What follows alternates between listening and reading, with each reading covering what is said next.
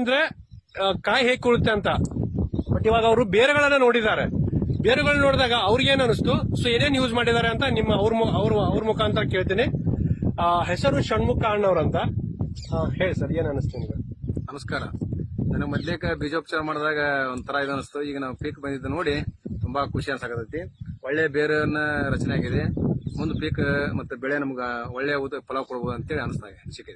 ಇನ್ನು ಅವ್ರು ಕಾಯಿ ನೋಡಿಲ್ಲ, ಇವಾಗ ಬೇರ್ ನೋಡಿ ಖುಷಿ ಆಗಿದ್ದಾರೆ.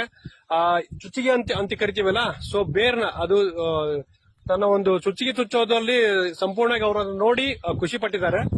ಸ್ವಲ್ಪ ತೋರಿಸ್ತಿದೆ ಯಾವ್ದಿದ್ರು ಆಡ್ ಬಾಳ ಐತಿ.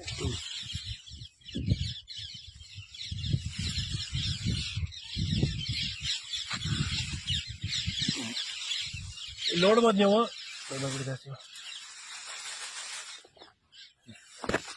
ಸೊ